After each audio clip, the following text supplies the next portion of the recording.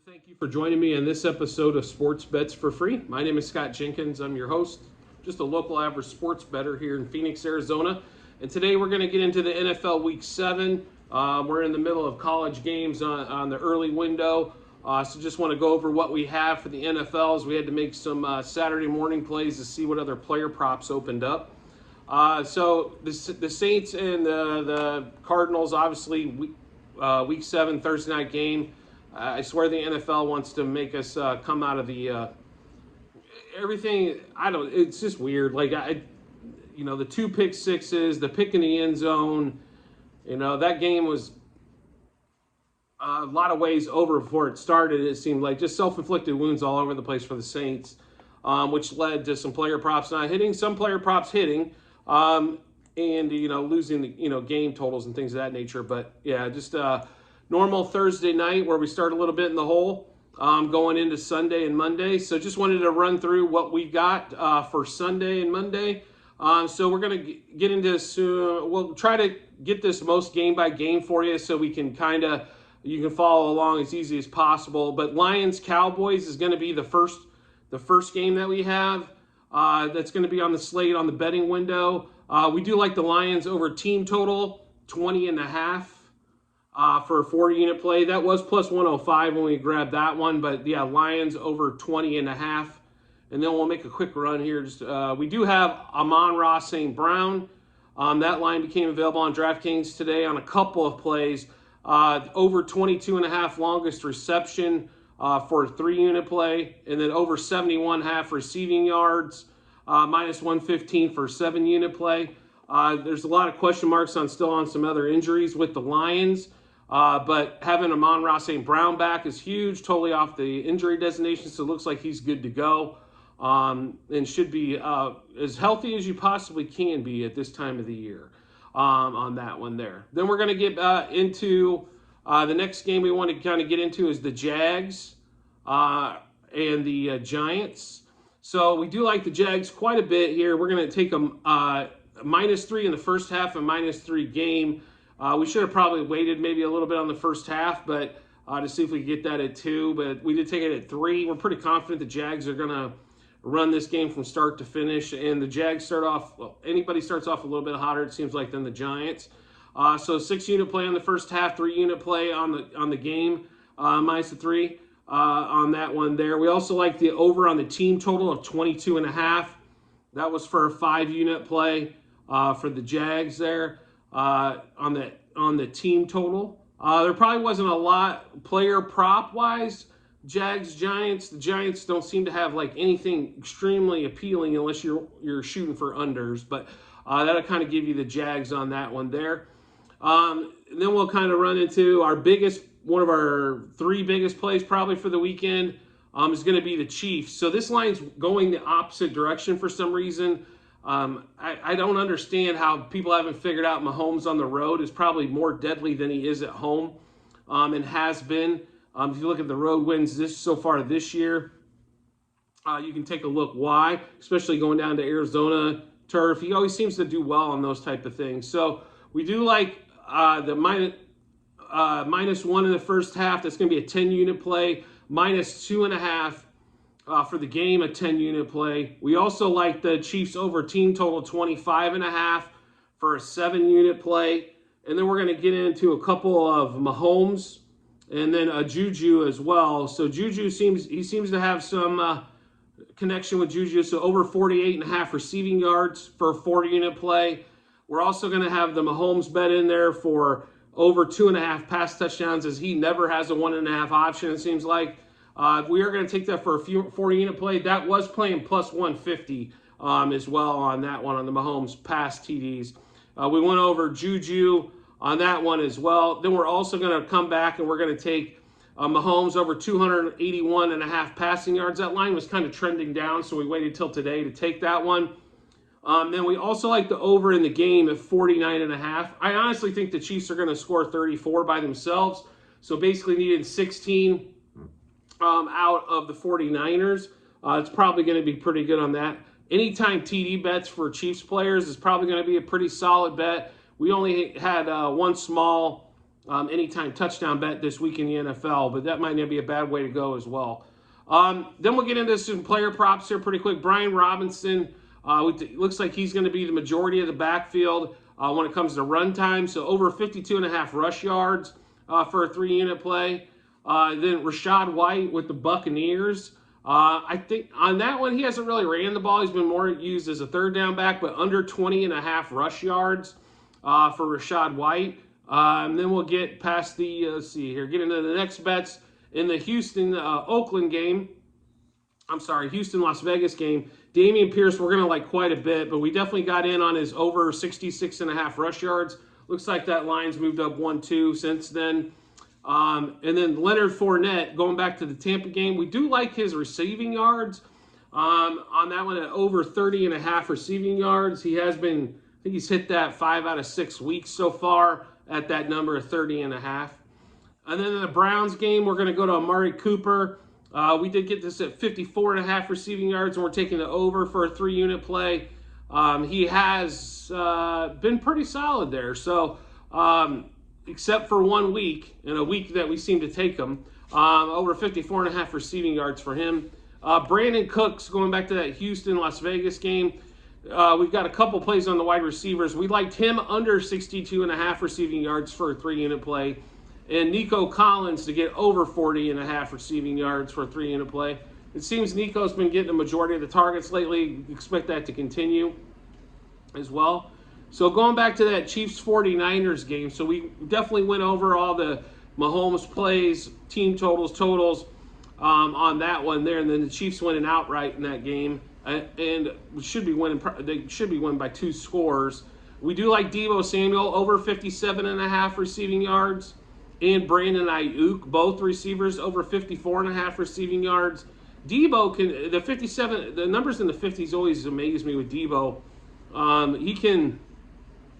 He pretty regularly seems to have a 60-yard catch, a lot of times with the TD attached to it. So, his number always amazes me. Ayuk was definitely a huge target last week. We expect to see his increase in targets continue. And then Kenneth Walker, we're going to like a lot this week for the Seahawks. We did grab it at 66.5 rush yards when it opened. It looked like it's over 71 now. Still like him there. Think he's going to run for 85-plus yards. Going back to that Jags game, we do like Trevor Lawrence getting over 228.5 pass yards. That was a big play, pretty solid play for a 7-unit play for that one as well. And then we're going to go back to the obvious problem in Carolina with all the trades now. We still like going back to the DJ Moore under 49.5 pass yards on that one. Going back to the Cleveland game, going against Baltimore, we did take the over on Amari Cooper, and we're also going to hit David Njoku. His number at 36.5 passing yards. Going back to Brian Robinson, obviously we took his over rush yards. We're also going to take his over rush attempts at 12.5 for a 5-unit play. Najee Harris, his number continues to be at 12.5, so we're going to go over again for a 5-unit play on that one as well. Then we'll catch some receiving props that came out late. Allen Lazard for the Packers, over 48.5 receiving yards. Definitely smashed that last week. We expect more of the same. Jamar Chase, we're actually going to take the under at 81.5. The line's been moving like from 78 to 81, so if you like the under, now's a good time to play it. We expect Higgins to have a huge game, but Jamar to be a little less than that. Atlanta's defense on the top wide receivers has been pretty strong, so like that one as well. Michael Pittman for the Colts. Haven't mentioned him before today. Before on today's show, at 68.5 receiving yards, we're going to take the over. We're going to go back to the well on the Herbert, over 1.5 pass TDs. Of course, FanDuel put out the big, DraftKings put out the big, $100 free bet or $100 bet, plus 100 on the 1 TD. And for like the second time in his career, he didn't throw for a passing TD. We expect him to come back with vengeance at 1.5 pass TDs for a 5-unit play. In the Las Vegas game, we also like Derek Carr to throw for over 1.5 touchdowns in the air at a 5-unit play for him. The Tennessee game, we're going to go back to Robert Woods. We are going to go under 50.5 receiving yards. Them against the Colts. Should see a lot of rushing in that game. I think Pittman will get there. the Colts tend to throw the ball maybe a shade more. But Robert Woods, he's only hit over 50 once. So interesting line that's out there, but we'll take the under on that. Tyreek Hill, obviously looks like he's going to smash all kinds of things going on this year. Over 76.5 receiving yards. We're going to grab on that one. DJ Moore, who we went under on the receiving yards, we're going under 19.5 on the longest reception for a 3-unit play. Joe Mixon, over 63.5 rush yards. He started to come on here as of late. They're definitely letting him run the ball. 5-unit play there. Commanders, over 18.5 team total with Tyler Heineke holding the helm. With Wentz out, that offense seemed to move pretty good. They at least performed a little better in the red zone with Heineke. Less turnovers possibly too. So we do like the over team total there for 3-unit play. Falcons, who figure out a way to score, even though it's amazing to me.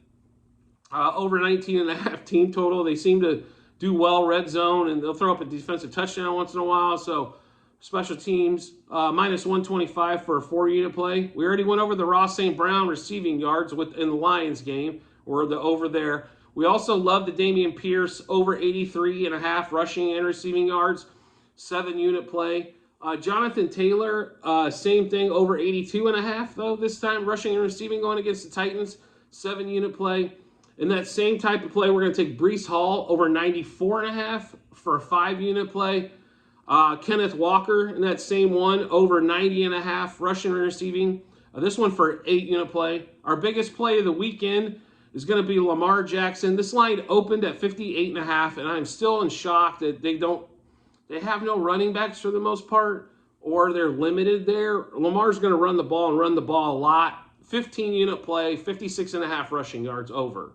And then Zacchaeus in the Falcons game, going back to that one again. He always seems to have a 30-yard catch. So we're gonna go ahead and we're gonna take his over 31.5 receiving yards for a 5-unit play. Devontae Adams finally kind of seen to level out at 80.5 receiving yards. We're gonna take over for a 4-unit play. Deontay Johnson.